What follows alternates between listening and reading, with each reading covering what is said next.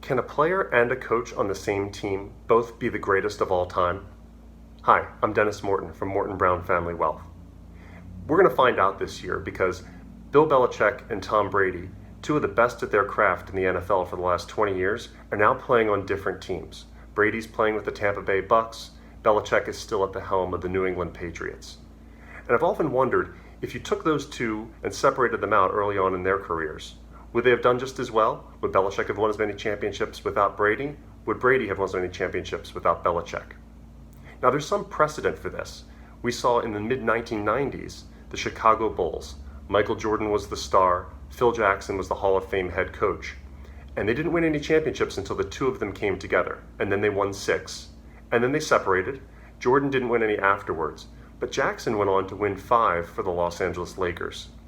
So, if you had to ask, which one is more vital? Can one of those be actually greater than the other, or more valuable, the star player or the head coach?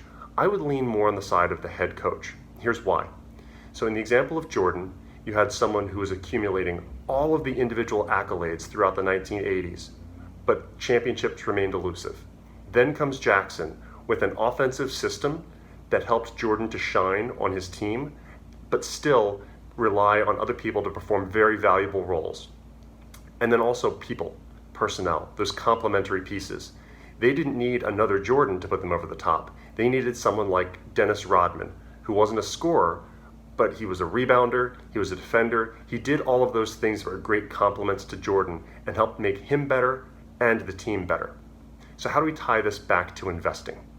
Very simple concept. Asset allocation.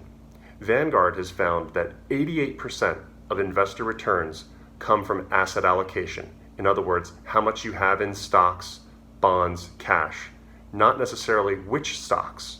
So security selection, market timing, that makes up only about 12% of investor returns.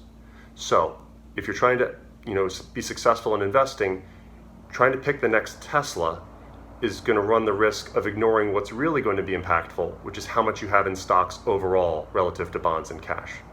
Secondly, getting in or out of the market, maybe for something like the election coming up, it doesn't work. If you're worried, take a look at your asset allocation. Don't just leave the market and expect to get back in at another time. And third, look at how your investments complement one another. Great coaches have the ability to make stars out of role players. Bill Belichick is famous for this. Look at the rosters of each one of his championship teams, and it's made up of role players, cast-offs, and people who really thrived in his system because they knew what role and responsibility they played. Your investments are no different. Some of them are going to look like stars, some of them aren't, but they're performing a very particular role, maybe as a counterweight to some of the volatility that you might have in your other investments.